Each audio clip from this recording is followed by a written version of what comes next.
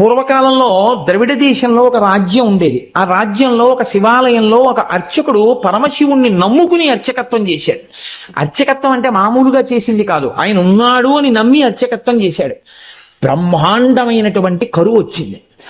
ఆ ఊళ్ళో ఇంకా ఎవరు బతకలేక ఇంకా ఈ ఊరు విడిచిపెట్టి వెళ్ళిపోతున్నామని చెప్పి వెళ్ళిపోయారు. ఆ వెళ్ళిపోయేటప్పుడు ఒక గమ్మత్తు ఉంటుంది. చాలా తేలికైనవి, అమ్ముకుంటే అన్నం దొరికేవి ఉంటాయో పట్టుకెడతారు, బరువైనవి వదిలిపెట్టేస్తారు. మళ్ళీ మంచి రోజులు వస్తే మనం వచ్చేటప్పటికి ఉంటాయి. ఇక మంచి రోజులు రాకపోతే ఈ ఊరికి మనకి బాంధవ్యం తీరిపోయిందని వెళ్ళిపోతారు. వాళ్ళు వెళ్ళేటప్పుడు ఆవుల్ని గేదెల్ని తీసుకెళ్లరు. ఎందుకు తీసుకెళ్లరో తెలుసా అండి? తమ కడుపు నిండడానికే మార్గం లేదు, ఇంకా వాటిని ఏం మేపుతారు. కాబట్టి కరువు వచ్చినప్పుడు ఆవుల్ని గేదెల్ని ఇంకా పోషించలేక ముందు నీరు పోయలేరు, కాబట్టి వాటిని వదిలిపెట్టేసి వెళ్ళిపోతారు. అలా వెళ్ళిపోయారు ఆ ఊళ్ళో వాళ్ళందరూ. ఈ శివాలయంలో అర్చకుడు అన్నారు, నువ్వు కూడా వచ్చేసేయి మాతో అన్నారు. అంటే ఆయన అన్నాడు, నేను వెళ్ళిపోతే శివుడికి అన్నం ఎవరు పెడతారన్నాడు. ఇది భక్తి అంటే. అందరూ వదిలిపెట్టేశారు ఊరు. ఈయన వదిలిపెట్టేయచ్చు, కానీ ఈయన బతకడం కాదు, ఆ గుళ్ళో శివుడు బతకాలి. అందరినీ బతికించేవాడు అందరినీ ఊరి నుంచి పంపించేస్తున్నాడు, వాడికి దయలేనప్పుడు నేను ఎందుకు ఉండాలనాలి. ఆయన అలా అనలేదు, వాడికి నేను అన్నం పెట్టాలన్నాడు. ఇదే భక్తి అండి అని ఉండిపోయాడు. అందరూ వెళ్ళిపోయారు. ఈయన ఊరు మొత్తం మీద ఒక్కడే ఉండడం అంటే మీరు ఆలోచించండి ఎలా ఉంటుందో. ఇప్పుడు పక్కింటికి వెళ్ళి అడుగుదామంటే కూడా ఎవరు లేడు, మాట్లాడడానికి కూడా ఎవడో ఉండడం. ఎవరున్నారు? శివుడే ఉన్నాడు అంతే, నమ్ముకున్నవాడు. ఆయనకే చెప్తున్నాడు, అందరూ వెళ్ళిపోయారయ్యా, నేను ఒక్కడనే ఉన్నాను, నీకోసమే ఉన్నాను. నేను వెళ్ళిపోతే నీకు ఇంత ముద్దెట్టేవాడు లేడు, ఇంత ముద్దెడదామని ఉన్నాను. నాకు దొరికితే నీకు సగం పెడతాను, నాకు దొరకడం మానేసింది అనుకో, ఇద్దరం పస్తుందాం అని చెప్పాడు. శివుడి మనసు కదిలిపోయింది ఈ భక్తికి. ఇదండి భక్తి అంటే. నేను అందుకే తరచూ ఒక మాట చెప్తా, భక్తి అంటే మనసు విప్పి భగవంతునితో మాట్లాడుట. ఓ స్తోత్రాలు చదివేయడమును ఇలా ఇలా ఇలా ఇలా ఇలా యాక్షన్ 500 భక్తి అనరు. మనసు విప్పి భగవంతుడితో ఉన్నదున్నట్టు నిలబడి నిజాయితీగా ఉండుట, దానికి భక్తి అని పేరు. నిరంతరానుసంధానము ఈశ్వరుడితో. అది తైలధార పాత్రలోంచి పాత్రలోకి పడ్డట్టు పడుతూనే ఉండాలి. కాబట్టి చూడండి, ఇప్పుడు కదిలింది ఈశ్వరుడి గుండె. ఆయన అన్నాడు, ఒరే నువ్వు అక్కడివి నా కోసం ఉండిపోయావు, పొన్లో పంచి నీకు చాలా డబ్బు వచ్చే మార్గం ఒకటి చెప్తాను. నేను ఒక శ్లోకం ఒకటి రాసిస్తాను. ఈ రాజ్యానికి ఉన్నటువంటి ప్రభువు చాలా సాహిత్యమునందు మక్కువ కలిగినటువంటి వాడు. కాబట్టి ఆయన నువ్వు పట్టుకెళ్ళి ఈ శ్లోకం చెప్తే చాలా సంతోషించి నీకు కానుకలు ఇస్తాడు. నువ్వు ఆ కానుకలు తెచ్చుకుని దానితో నువ్వు బతుకు, నాకు నైవేద్యం పెట్టు అన్నాడు. అంటే అలాగే అంగీకరించి ఆ గుడిలో ఉండేటటువంటి అర్చకుడు ప్రభువు దగ్గరికి వెళ్ళాడు. వెళ్ళి పరమశివుడు రాసిచ్చినటువంటి పత్రాన్ని తీసి ఆ పద్యాన్ని చదివాడు. సింధుర రాజగమనాద్ధమ్మిల్ల బంధంబు సహజ సుగంధంబు. అందులో ఉంది, పార్వతీదేవి యొక్క కేశపాశము సహజమైనటువంటి సువాసనతో కూడి ఉంటుంది. సింధుర రాజగమనాథమ్మిల్ల బంధంబు సహజ సుగంధము. సింధుర రాజగమన అంటే ఏనుగు ఎలా నడుస్తుందో అటువంటి ఏనుగు యొక్క నడక వంటి అందమైన నడక కలిగినటువంటి పార్వతీదేవి యొక్క కేశపాశము సహజమైన సుగంధము కలిగినది. ఆ రాజు యొక్క ఆస్థానంలో ఆస్థానకవి ఒక ఆయన ఉండేవాడు, నత్కీరుడు అని ఆయన పేరు. ఆ నత్కీరుడు అక్కడ కూర్చుని ఉండగా ఈయన వెళ్ళి ఆ పద్యం చదివాడు. చదివితే ప్రభువు సంతోషించబోయాడు. నత్కీరుడు లేచి అన్నాడు, తప్పిది చెప్పరాదు, కవితా సమయంబున నొప్పు కాదు, నీవిప్పగిదిన్ రచయింపవచ్చునే అన విప్రుడు తెల్లబోయి, నాక పరమేశ్వరుండు ఈ వసుధాదిపుపై రచయించి ఇచ్చెగాని ఏ ఒప్పును తప్పునేనరుగా ఉత్తములారయటంచు క్రమరన్. కాళహస్తీశ్వర మహాత్యంలో ధూర్జటి ప్రణీతం ఇది. ఆయన అన్నాడు, అయ్యయ్యో తప్పిది చెప్పరాదు, ఇలా చెప్పచ్చా తప్పు, ఎలా చెప్తున్నావు? కవితా సమయంబున నొప్పు కాదు. ఒక కవిత్వం చెప్తే దానికి ఒక నియమం ఉంటుంది. ఏది సహజంగా ఉంటుందో అది చెప్పాలి. అసహజమైన విషయం రావడం, వెంట్రుకలకి సువాసన ఉండడం ఏంట్రా, ఎలా రాసుకొచ్చావు? కవితా సమయంబున నొప్పు కాదు, నీవప్పగిదిన్ రచయింపవచ్చునే, నువ్వు ఇలా రచనలు చెయ్యొచ్చా అని అడిగాడు నత్తీరుడు లేచి. పాపం ఆయన శివాలయంలో అర్చకుడు, పాపం కవిత్వం రాదు. నత్తీరుడంతటి వాడు లేచి గద్దించేటప్పటికి హడిలిపోయాడు. హడిలిపోయి నమస్కారం చేసి కాళ్ళ మీద పడిపోయి అన్నాడు, ఆ పరమేశ్వరుండు ఈ వసుధాదిపుపై రచించి ఇచ్చే కాని ఏ ఒప్పును తప్పు నేనురుగా ఓ ఉత్తములారయటన్సు క్రమరన్. ఓ ఉత్తములారా, నేనేమీ రచించలేదు, నాకు తెలియదు. అన్నం లేదని ఏడుస్తుంటే ఉంటే నీకు పెడతా, లేకపోతే లేదయా శివయా అన్నాను. అంటే నాకు రాసి ఇచ్చాడు. నేను ఈ రాజు మీద రాశానయా వెళ్ళన్నాడు. డబ్బు ఇస్తాడన్నాడు. వచ్చాను, చదివాను, నేను రాయలేదు. ఈ తప్పు నాకు తెలియదు, నన్ను మన్నించండి, క్షమించండి, నేను వెళ్ళిపోతున్నాను అన్నాడు. పో అని తిరిగి వచ్చేసాడు. ఎక్కడికి వచ్చాడు? వెళ్ళిపోలేదు.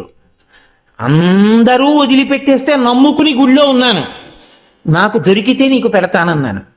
ఫోన్లే, మర్యాద చేయకపోతే పీడాపోయేది, అవమానం చేయించాడు, ఇలాంటి పద్యం రాసిచ్చి అని. ఇక గుడికి వెళ్ళడం మానలేదు, మళ్ళీ ఊరెళ్ళాడు. వెళ్ళి చాలా మనసులో కోపం. అమ్మ దెబ్బలాడుతూ సున్నిపిండితోటి నలుగు పెట్టేటప్పుడు ఉండేటటువంటి ప్రక్రియ మీరు ఎప్పుడైనా చూస్తే చాలా గమ్మత్తుగా ఉంటుంది. పిల్లాడు బిక్క మొహం వేసి ఎక్కడ గిల్లేస్తుందో భయం. వాడు ఇలా చేతులు ఇచ్చి ఇలా ఉంటాడు, అమ్మ వంక చూస్తూ. ఆవిడ మొన్న ఫస్ట్ యూనిట్ టెస్ట్ లో 7 మార్కులు, రెండో యూనిట్ టెస్ట్ లో 8 మార్కులు. అందులో గట్టిగా ఒత్తచ్చు కదా, ఒత్తేస్తూ చెయ్యి పట్టుకుని పైన కింద ఒత్తేస్తూ నిలబడవు అని. మీ నాన్నకి పట్టదు, ఎప్పుడు ఉపన్యాసాలు అని ఇలా అంటుంటే తొడల దగ్గరికి వచ్చేటప్పటికి ఏ పిక్క తిప్పేస్తుందో అని వాడు అలాగే బిక్క చచ్చిపోయి ఉంటాడు. అలా ఈయన చేతిలో పాత్ర పట్టుకుని నమస్సోమాయిచ రుద్రాయిచ నమస్తామ్రాయిచ అరుణాయిచ నమశంగాయిచ పశుపతయేచ, గొప్ప పద్యం రాశావు అని పోస్తుంటే శివుడు బిక్క చచ్చిపోయి అలా ఉండి అభిషేకం చేయించుకుని, నువ్వు పెట్టకపోయినా నేను పెట్టాలిగా, ఇంత తిను. ఓం ప్రాణాయి స్వాహ, ఓం అపానాయి స్వాహ, ఓం యానాయి స్వాహ అంటుంటే ఆయన లేచి అన్నాడు, ఎందుకయ్యా అంత కోపం, ఏమైంది అక్కడ అన్నాడు. ఏమి తెలియని వాళ్ళే అడక్కు, సర్వజ్ఞుడికి, నీకు తెలియంది ఏం లేదు, ఎంత గొప్ప పద్యం రాశావు. మీ ఆవిడ వెంట్రుకలకి సహజ సువాసన. నత్తీరుడు నిలదీశాడు, ఏమిటి కవిత్వం అని అడిగాడు. కవితా సమయంబున నొప్పు కాదు, నువ్విప్పగిజిన్ రచయింపవచ్చునే అని అడిగాడు. సిగ్గుచేటై తిరిగి వచ్చానన్నాడు. అనేటప్పటికి శివుడు అన్నాడు, వాడేవాడు ఈశాన సర్వ విద్యానాం ఈశ్వర సర్వభూతానాం బ్రహ్మాధిపతిర్ బ్రహ్మ శివోమే అస్తు సదాశివోం. సమస్త విద్యలకు అధినాథుణ్ణి నేను ఇంతపాటి దేశమైన కవిత్వం ఇస్తే పలుకుతున్నాడు నత్తీరుడు. నేను రాసినటువంటి కవిత్వంలో తప్పు పట్టగలిగిన మొనగాడా, నేనే పెడతానన్నాడు. ఒక బ్రాహ్మణుడి వేషం వేసుకున్నాడు, తలపాగా చుట్టుకున్నాడు, రాజుగారి సభలోకి వెళ్ళాడు. వెళ్ళేటప్పటికి అందరూ అబ్బో చాలా వర్చస్సుతో ఉన్నాడు, లేచి నిలబడ్డాడు. నిలబడేటప్పటికి ఇంకా ఎవరిని ఏమీ అడగలేదు, చాలా కోపంతో ఉన్నాడు. ఈ రాజన్యుని మీదనే కవిత సాహిత్య స్ఫురన్మాధురి చారు ప్రౌఢిమ చెప్పి పంప విని మాత్సర్యంబు పాటించి ఈ నత్తీరుండూరక తప్పు పట్టెనట. ఏది లక్షణమో అలంకారమో పదబంధమో రసమో చక్కం చెప్పుడా తప్పనన్. శివుడు నిలదీశాడు, ఎరా నేను ఈ రాజన్యుని మీదనే కవిత సాహిత్య స్ఫురన్మాధురి చెప్పి పంప అద్భుతమైనటువంటి పద్యం ఒకటి నేను రాసి పంపించాను. ఈ నత్తీరుండు మాత్సర్యంబు పాటించి ఊరక తప్పు పట్టానట. అవతలవాడు పద్యం రాయడం ఏమిటి, నేను మెచ్చుకోవడం ఏమిటని కేవలం అసూయతో నత్తీరుడు తప్పట్టుకున్నాడు పద్యంలో. ఏది పద్యంలో తప్పెక్కడుంది చెప్పమనండి. లక్షణమో, ఏం పద్యంలో లక్షణంలో తప్పుందా? అలంకారమో, అలంకారం తప్ప. పదబంధమో, పదములు బంధం వేయడం తప్పొచ్చిందా? రసమో, రసభంగం అయిందా? చక్కం చెప్పుడా తప్పనం, ఏది తప్పు చెప్పు అన్నాడు. రాజు తెల్లబోయి ఈ కూడా ఎప్పుడు ఎప్పుడు అయిపోయింది, ఇప్పుడు గమాలను ఈయనెవరో వచ్చాడు అని. ఆయన వెళ్ళిపోయాడు కదా అర్చకుడు, ఈయనెవరో వచ్చాడు. ఓహో, కవిత్వం రాసిన వాడు ఈయనేమో. శివుడు అన్నాడే, మరి ఈయనేమిటి ఇలా ఉన్నాడు అనుకున్నాడు. ఈలోగా నత్తీరుడు గభాలన లేచాడు, తన పేరు కదా ఎత్తాడు. అందుకని నత్తీరుడు లేచాడు, అన్నాడు, అగజకునైనం తగు ఇలా మగువులకు తగదు మాను మాత్సర్యమింకన్ గగన ప్రసూనవాదము జగతిన్ ప్రత్యక్షమునకు సరియన తగునే. ఏమిటా నువ్వు మాట్లాడేది? కవిత్వం రాశావా? పద్యం రాసి పంపించావా? అగజకునైనం తగు, కొండకి పుట్టినటువంటి తల్లి కాబట్టి ఎత్తి పొడిచాడు. కొండల ఆవిడ పార్వతీదేవి కాబట్టి ఏమో ఆవిడ వెంట్రుకలకి సువాసన ఉందేమో. ఇలా మగువులకు తగదు, భూమి మీద ఏ ఆడదాని జుత్తు సువాసనతో ఉండదు. గగన ప్రసూనవాదము, ఆకాశంలో పువ్వు ఉందంటే ఎవడైనా నమ్ముతాడు? కనబడుతుందా ఎవరికైనా? ఎవడైనా అనుభవించింది ఉంటే చెప్పు, మేమెవరం చూడలేదు వాసన. నువ్వేదో రాసి పార్వతీదేవి కేశపాశం అంతా చాలా సహజ సుగంధంగా ఉంటుంది అంటే ఎలా ఒప్పుకుంటాం? ఇది ప్రత్యక్షమునకు సరియనతగునే మా కంటితో చూసింది అని సత్యమని మేము అంగీకరిస్తామా? అంగీకరించాం. ఏమిటి తప్ప అని 10 మాటలు అడుగుతాయంటే అందరి తప్పే అన్నాడు. అనేటప్పటికీ శంకరుడు అన్నాడు, పార్వతీదేవి కేశపాశమునకు సహజ సుగంధముందో లేదో చెప్పగలిగిన వాడెవరు? ఒక్క శంకరుడు. నేను చూస్తాను కాబట్టి ఆ కేశపాశం యొక్క వాసన, కాబట్టి నేనే రాసింది, నేను చూసిన వాణ్ణి. నేను చూసి సహజ సుగంధం ఉందని చెప్పిన నువ్వు నమ్మవా? నేను శివుణ్ణి అని చెప్పడం కోసం ఒక్క నత్తీరుడికి కనపడేటట్టుగా నీలగ్రీవుండు నిటల నేత్రము చూపాను. నీలగ్రీవుడు నల్లని కంఠమున్నవాడు, హాలాహలాన్ని భక్షించినవాడు, అంత ఓర్పున్నవాడు, లోకములను రక్షించగలిగినవాడు. వీడికి నేను చెప్పింది నిజమే అని చెప్పాలని పరమశివుణ్ణి నేను అబద్ధం చెప్పవలసిన అవసరం లేదు. ఆమె నా భార్య. నేను నిరంతరం వాసన చూసిన కేశపాశం అది.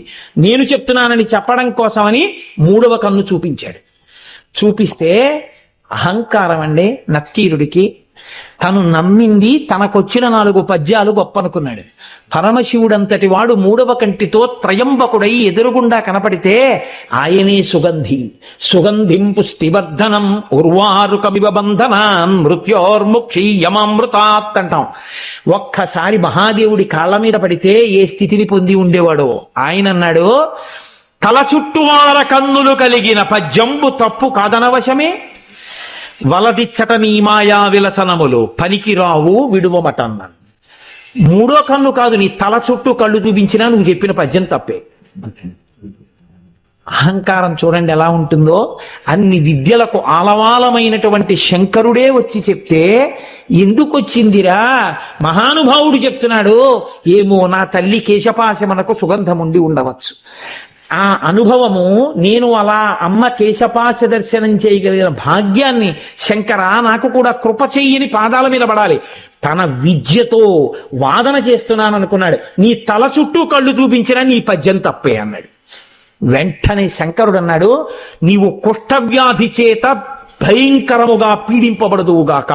ఉత్తర క్షణంలో ఒళ్ళంతా వివరణమై కుష్ఠవ్యాధి బయలుదేరింది.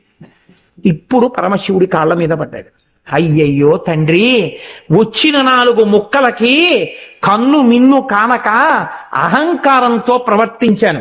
ఖచ్చితంగా జగదంబ యొక్క కేశపాశము సుగంధభరితమే అయి ఉంటుంది. నన్ను అనుగ్రహించి నాకు క్షమాభిక్ష పెట్టు అని ఆయన కాళ్ళ మీద పడ్డాడు. శివుడు అన్నాడు, నువ్వు కైలాస పర్వత శిఖర దర్శనం చేస్తే నీ యొక్క పాపం పోయి నీకు మళ్ళీ ఆరోగ్యం కలుగుతుందని అంతర్థానం అయ్యాడు. ఇప్పుడు ఈ కుష్ఠవ్యాధితో బయలుదేరాడు. ఎంత వర్ణించాడో దుర్జటి. ఎప్పుడైనా అవకాశం ఉంటే కాళహస్తీశ్వర మహాత్మ్యం చెప్తాను, అప్పుడు విందురుగా. అప్పుడు మహానుభావుడు ఉత్తర భారతానికి నడిచి వెడుతూ కైలాసం కనపడక కుష్ఠవ్యాధి పెరిగి వేళ్ళు కాళ్ళు ఊడిపోతుంటే ఏడుస్తుంటే ఆనాడు సుబ్రహ్మణ్యుడు ప్రత్యక్షం అయ్యాడు ఒక చోట చెట్టు కింద. ఓరి పిచ్చాడా, మా నాన్న హృదయం నీకు ఇప్పటికీ అర్థం కాలేదు. కైలాసం అంటే కుష్ఠవ్యాధితో అక్కడికి ఎడతావా? దక్షిణ కైలాసం కాళహస్తి శిఖరం చూడమన్నాడు రామా నాన్నగారని చెప్పి కాళహస్తి శిఖరం చూపించాడు. వెంటనే కుష్ఠవ్యాధి పోయింది. అప్పుడు అక్కడే ఉన్నటువంటి పాతాళగంగలో సరోవరంలో స్నానం చేసి శంకరుడి మీద ద్రవిడ భాషలో ఆయన బ్రహ్మాండమైనటువంటి కావ్యరచన చేశాడు. కాబట్టి అమ్మవారి యొక్క కేశపాశమునకు సహజమైనటువంటి సుగంధం ఉంటుంది అని చెప్పి పెద్దలైనటువంటి వారు ధ్యానమునందు అనుభవించారు.